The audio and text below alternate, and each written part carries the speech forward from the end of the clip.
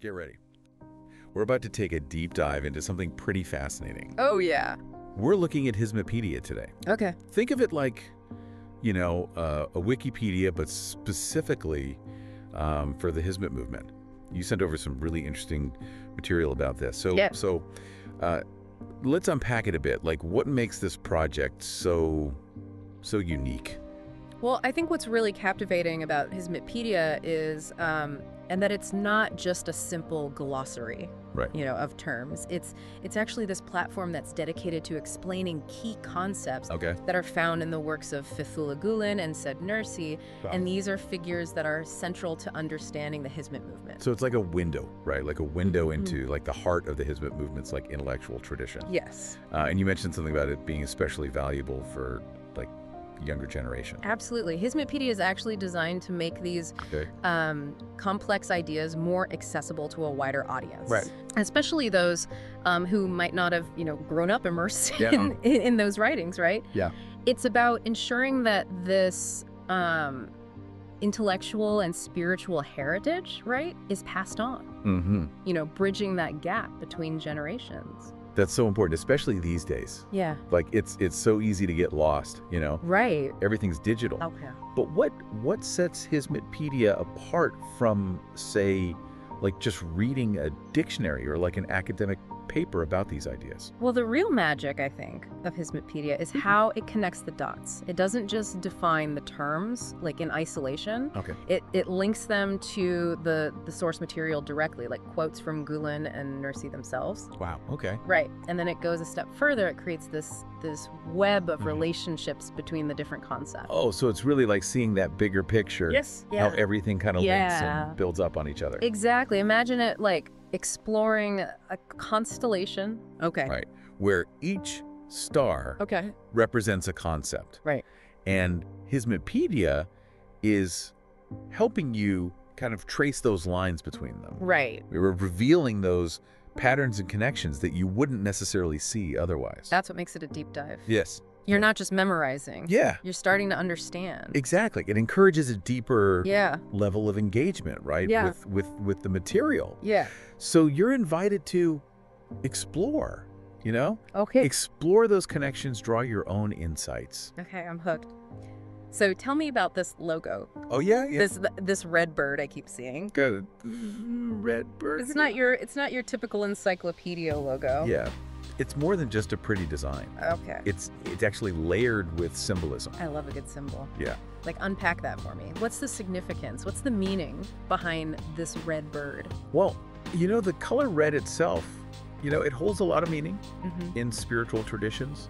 Right. Yeah. It's often associated with awakening, with Sure. passion, even divine love. Okay. And then specifically within the Hizmet movement, there's connection there to said Nursî. Because Okay. he actually preferred that the covers of his Risale-i Nur collection Okay. be red. So there's a link there already. Yeah. Between red and that kind of transmission of knowledge. Right. Yes. Yes. Okay.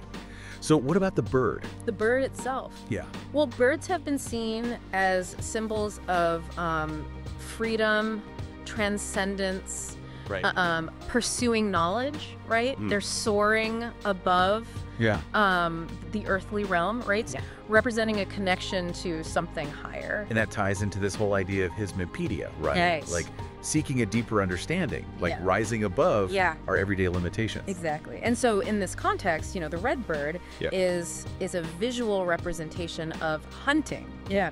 Hunting for divine inspiration within the texts of Gülen and Nursî. Hunting for inspiration. That's such a great image. Yeah. So it's not passive. No. It's active. Yeah. It's like urging us, right, to join this Yes. to join this pursuit of knowledge. Yeah. I love that. Okay, so we've got a sense of what Hizmetpedia is. We got a sense of what it stands for. I'm dying to dive into some examples. Okay. Over 200 concepts. Yes. There are over 200. So where do we begin? Well, why don't we start with a concept that often piques people's curiosity. Okay. It's Ulvi Alamlar, Yeah. which translates to higher realms. Higher realm. Yeah, it hints at those metaphysical dimensions beyond our Yeah. kind of everyday perception. Right. I like it. Yeah. Yeah, it's a concept that really invites us Right. to consider the possibility of these, unseen realities, right? These realms beyond just our immediate senses. Okay, so how does Hizmetpedia approach such a? I mean, this is complex. This is mysterious. Like, how do you even explain something that's like beyond our normal perception? Well, I think that's where Hizmetpedia's methodology really shines. It starts by giving a clear and concise definition of Ulvi Ilimler. Okay. And it draws upon both Islamic theology and philosophy. Okay. So it really grounds it in this broader context. So it's not just throwing out this mystical term without any background or anything. Exactly. But it doesn't just stop there. Okay. It then brings in the voices of Gülen and Nursî themselves. Okay. So it showcases how they understood and interpreted these higher realms. So we actually get to see how it was applied. Yeah, exactly. Within their thinking. Exactly. And that's where I think the real depth comes in. Okay. For instance, Hizmetpedia, might include a quote from said Nursî where he describes, Ulvi Alemler as realms of light. Oh, wow. Where spirits soar, right? Yeah. And secrets are unveiled. Okay, that's beautiful. Yeah. So it goes way beyond a dry academic definition. Yeah. And that's one of the things I really appreciate about Hizmetpedia is that it uses that really vivid language, right? Those powerful quotes. Yeah. To bring these concepts to life. It makes them more kind of relatable, thought-provoking. Yeah, and especially for younger generations, right? Yeah. Who may not be as familiar with the traditional text. It's like this great bridge, right? It is between. Yeah, that bridge building aspect is crucial to the whole project. Now, before we go too far down this rabbit hole of higher realms, I want to kind of circle back to something you mentioned earlier. Sure. The interconnectedness. Yes. It's not just a list. No. It's this web. Exactly. Can you give me a real example of how that works in practice? Sure. So let's say you're exploring, the concept of Ulvi Alemler on Hizmetpedia. Okay. You might find links to related concepts like spirituality, like divine knowledge, even human potential. Right. And by clicking those links, you start to see how these ideas are all kind of interwoven, right? Yeah. How they inform and enrich each other. It's like a choose your own adventure. Yeah, it is. But through the Hizmet movement's thinking. Exactly. It encourages that active exploration, right? Right. It's inviting you to make your own connections, draw your own conclusions. And that, I think, brings me to a key point about the motivation behind Hizmetpedia itself. Tell me about that. Who created this? What were they hoping to achieve? Well, Hizmetpedia is actually a project of the Sophia Academy. Okay. And they're an organization dedicated to promoting, interfaith dialogue, education, understanding. Okay. And they recognized a need for a really comprehensive resource that would accurately and accessibly present these core ideas of the Hizmet movement. So it's about sharing this wealth of knowledge with a broader audience and building these building bridges of understanding. Yeah. And I think particularly they were focused on reaching younger generations, right, who might not have that direct access to those original texts. It makes me think about how important it is to preserve these intellectual and spiritual traditions, right? To not let them fade away in our busy world. And we all, I think, have that desire, to connect with our roots, to understand the ideas, the values that have shaped us. Yeah, and I think that sense of connection is really at the heart of Hizmetpedia. Okay. It's about inviting people to delve into this rich tradition and see how it's relevant to their own lives. Okay, so we've talked about the motivation, the methodology, this web of ideas. I got to go back to this red bird one more time. Oh yeah, I was hoping you would. It's such a powerful symbol. Yeah. And we talked about the red, right? The bird. But is there anything like about the design itself that kind of adds to the meaning? Well, I think if you look closely, you'll notice that the red bird is actually depicted in mid-flight. Okay. Like its wings are outstretched as if it's, soaring towards something. I didn't even notice that. Yeah. Wow. Okay, so it's not just static. No. It's moving. It's active. Yeah, it's like it's searching for something. Exactly. And I think that's a really powerful kind of visual representation of the intellectual and spiritual journey that Hizmetpedia is inviting us to take. Right. It's about venturing beyond the familiar, right? Exploring these new horizons of thought. And that sense of movement, that active engagement is key here, right? It's not passive. It's active. It's this quest. Yeah. Okay, so we've covered a lot from the methodology, the symbol, the motivation. Yeah.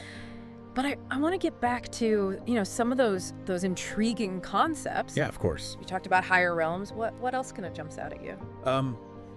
One that I think really resonated with me. Okay. Was system curlicue. Okay.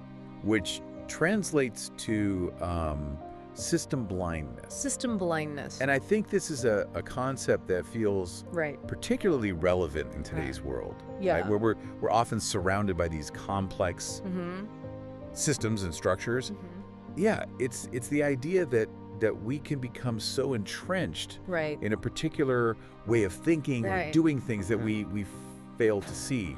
The flaws or the limitations of it. Right, we're blinded by the system we're in. And Hizmetpedia, it really delves into how this system curlicue, this system blindness, can actually hinder progress and prevent us from finding innovative solutions to problems. It's such a good point. It makes me think about all those times where you get stuck in this rut and you're doing things just because that's how they've always been done. Exactly. And you don't stop to think like, wait a minute, is there a better way? Right. Or am I missing something because of my own assumptions? Yeah. It's a question that we should all be asking regularly. Yeah. And Hizmetpedia, I think provides this framework for understanding how those blind spots can actually develop and how to overcome them. And one of the things that I found really fascinating was how they actually connect system curlicue to the concept of empathy. Okay.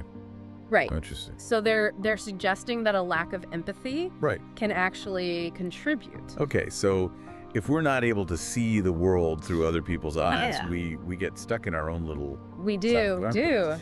And they use quotes from Gülen to kind of illustrate this point. Okay. There's one where he says, to see the world clearly, we must first learn to see through the eyes of others. Wow. That is powerful. So it's not just about like the intellectual knowledge. It's not, no. It's a way of being. Developing a way of being, right? Yeah. In the world. Which actually brings us to another concept we were talking about, Gönül insaniye. Yes. That this person of the heart. Right. This seems like it's very central to the Hizmet movement's values. It embodies the essence of compassion, empathy, genuine human connection. It's about approaching the world with an open heart. Yes. And prioritizing kindness and service to others. Yeah, I love that idea. It makes me think about those people who just radiate warmth and kindness, who seem to genuinely care. Right. Right, and I think that's something that's so needed. Yeah, especially these days. In our world, yeah. Yeah, and Hizmetpedia, really emphasizes that being a Gönül insaniye, it's not, about like these fleeting emotions. Right. It's it's a way of life. It's a conscious effort to cultivate that compassion. Do you have like a favorite quote from Hizmetpedia about this? Oh, there's one that always kind of stays with me. It's from Fethullah Gülen. He says, a person of the heart sees the world not with their eyes, but with their soul. That is beautiful. So it's like true empathy requires us to see beyond the surface, right? Yes. To connect with that shared humanity. Yeah, and that's ultimately what Hizmetpedia is all about, isn't it? It's about providing this roadmap to a more compassionate, interconnected world where these concepts like Gönül İnsaniye aren't just abstract ideas, but lived realities.